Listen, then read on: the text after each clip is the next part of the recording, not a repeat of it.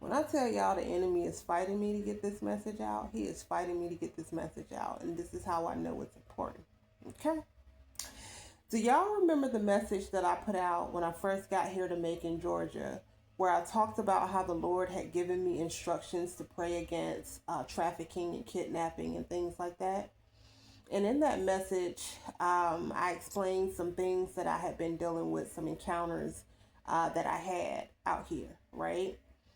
I'm starting to understand at a deeper level why the Lord was having me pray against those things early on. Okay. Macon, Georgia has a heavy pimp hoe culture. Georgia has a heavy pimp hoe culture. I don't know any other way to put it. I don't know a cleaner way to put it. Trafficking is everywhere. It's children recruiting other children. It's family members recruiting other family members. It's co-workers, bosses. It's law enforcement. It's doctors. It's nurses. It's your neighbor. It's your landlord. And it's a thing out here. Um, Sincerity is non-existent almost. Um,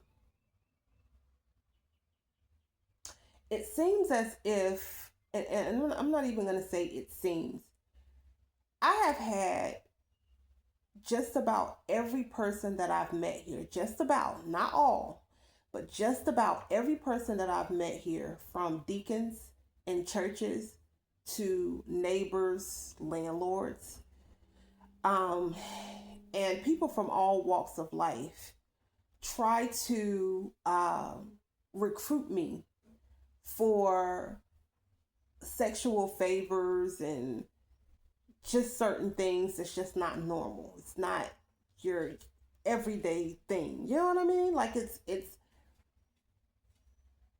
a culture here. It's a culture. Um I even had a situation where I was taking my son to school and I had ordered an Uber. I was using the Uber back and forth to get him, to school because I told you guys what was happening at his transfer school, how they won't send a bus out here or whatever, and was telling my son he got to walk 30 something minutes to and from school every day, right? And so I was using the Uber and stuff to get him back and forth until I'm released to start driving again and things like that. And got a Uber, and this Uber driver was trying to see if I would be willing to do sexual favors. So, like a trade for a trade. I'll get your son back and forth to school if you're willing to please me. And y'all, I recorded that whole encounter. I even reported him to Uber, but he's not the only one. I've had deacons at churches. I have had law enforcement. I have had, like I said, people from all walks of life try to some way, somehow coerce me into some kind of sexual something. You know what I'm saying? And y'all, I don't carry myself in such a way where anybody would just approach me any old kind of way.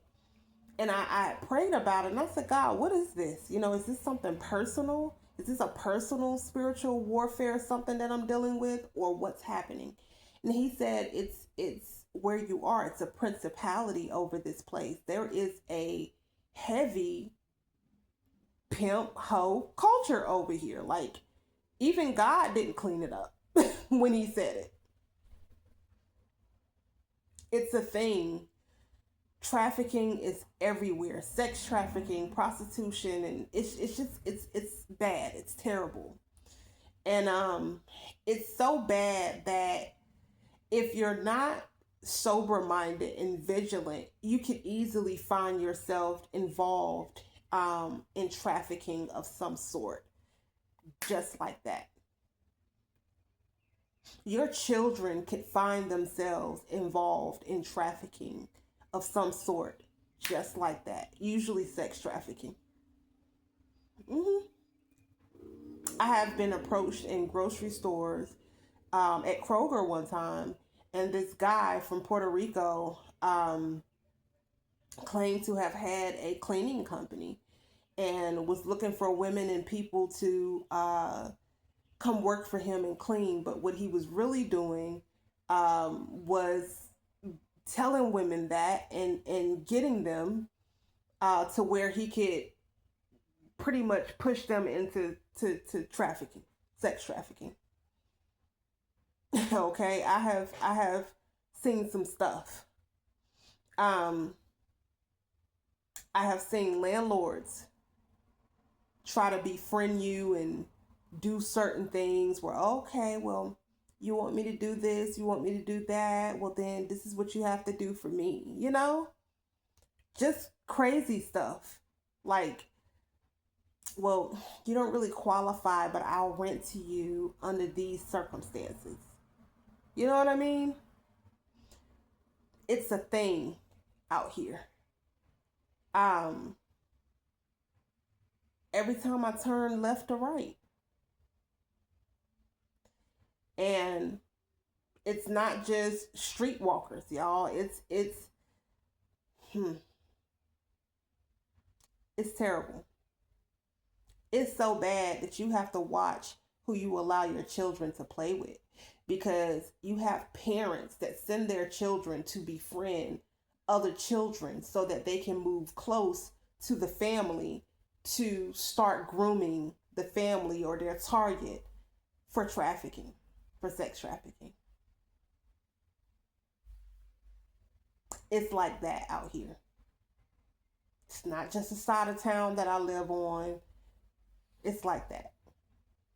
It's hard to get law enforcement involved with situations of harassment and stuff, because you got cops that'll try to shoot their shot and deputies that'll try to shoot their shot, and when they don't have their way, they try to bully you some kind of way because they feel like they're in uniform position of authority.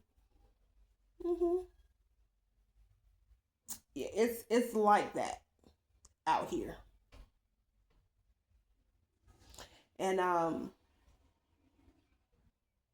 man, it's wow. You got married couples that are out and involved in this mess, this nonsense. Women that befriend single mothers and, you know, families that are struggling and claiming to want to help them through programs, and then get involved with the family and start, you know, recruiting the mother for sexual favors just to get help for her household and her children. Next thing you know, she wrapped up in trafficking. Next thing you know, one of her kids is wrapped up in something. Like, I'm telling you, it's like that out here in Macon, Georgia.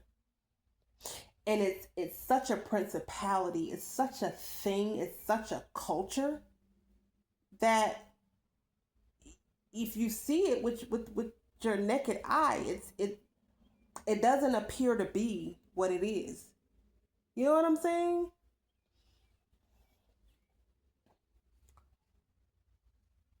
Siblings pimping their own siblings. Do you hear me? For survival, for the rent money. Like, it's, yeah, it's a thing out here. The way the Lord has been exposing and revealing, um, even some people from my past, that I know that live out here in Georgia, and how the reason why He didn't allow me to do A, B, and C concerning them, or the reason He removed them from my life. Like, it's all starting to make sense now, because these people would have harmed me and my children. They would have done some very ungodly things, or attempted to anyway, to us. Um, all on the basis of culture. You know what I mean? Because it's a culture. It's a culture. I have a long time used to be somewhat friend, right? That lives out here in Georgia. And the Lord removed that person from my life before sending me forth out here. And I didn't understand it at first. I was frustrated because I'm like, God, I know what you spoke. I know what you said. I was being obedient. And then it's like you flipped the script on me, right? And the Lord said, let me show you why I flipped the script. And so he began to bring me back to some conversations that I had with this person. Um, the last couple of conversations I had with them or whatever. And just this person's behavior, some things that they would say and do. And he said, you saw what you saw and you heard what you heard. That person, had you been connected to them out here on the assignment that I have you on, had you been connected to that person, dealing with some of the things that you're dealing with now, that person would have targeted you for some for trafficking. For like you they would have done some stuff.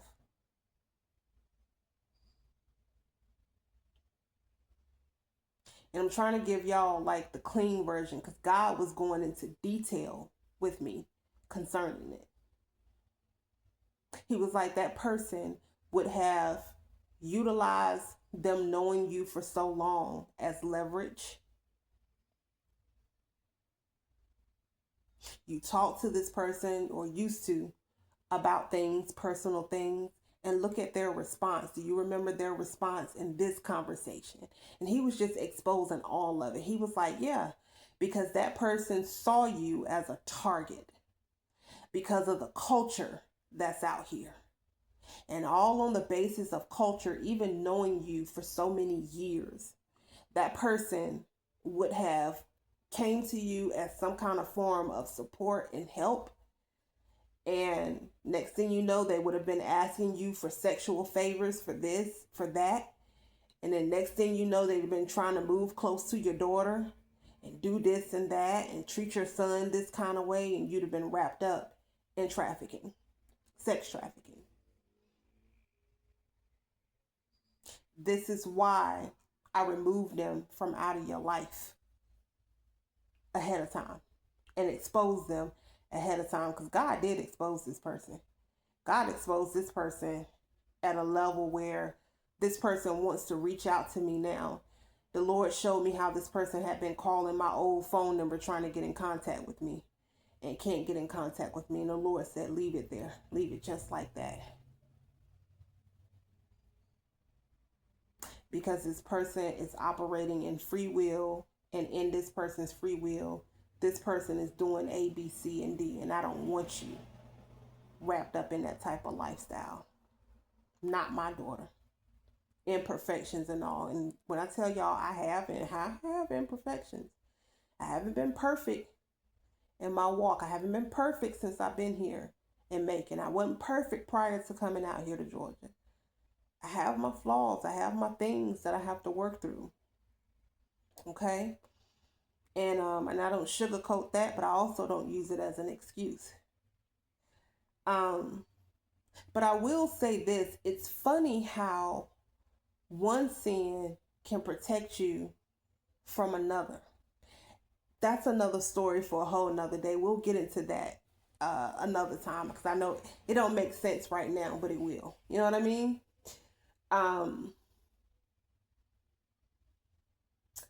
But yeah, he's been exposing this pimp hoe culture out here, y'all. It is terrible. It's like you have to be careful. You really have to be careful, because that's the mentality of people out here. I'm talking about even when you go to apply for jobs and stuff, man. It's whew, Jesus. You got managers and hiring managers and people, what you willing to do for me? I get you this job, but what you willing to do for me? Like, and I'm talking about like a little something strange for some change type stuff. And y'all, these girls out here, they do it.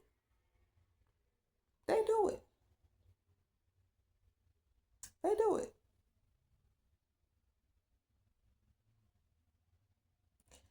Um,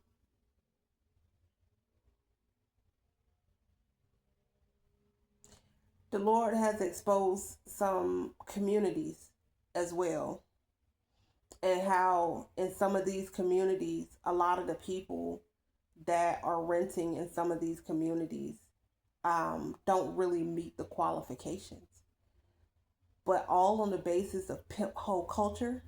And because you have certain types of property managers and landlords in position, they're able to get apartments and things because they're willing to do a little something strange for some change. Um, and you have property managers and owners and landlords and people, they know. They know. Um, it's not an uncommon thing, you know. It's something serious out here. It's a lot that I'm saying. I know it's a lot that I'm not saying, but you get it. Those who have ears, hear. Okay? Um, and they don't like us relentless ones. They don't like us people of God, because we're not gonna go for the nonsense. We're not gonna go for it. No real woman of God is gonna listen to a landlord tell them, "Oh well, we prefer that your credit score be 700 to rent a place for $800." By the way, in the middle of the hood, but you really don't qualify, but we'll help you, and so what you doing later on tonight? Like, no real woman of God is gonna go for that nonsense. But I've seen a lot of women, a lot of people out here that's they do. And you can tell that these property managers, landlords, and people in general who do this stuff is complacent in what they do, and they've been doing it for a while because they have no regard. Like, they just chunk it out there. They just do it. They just do it.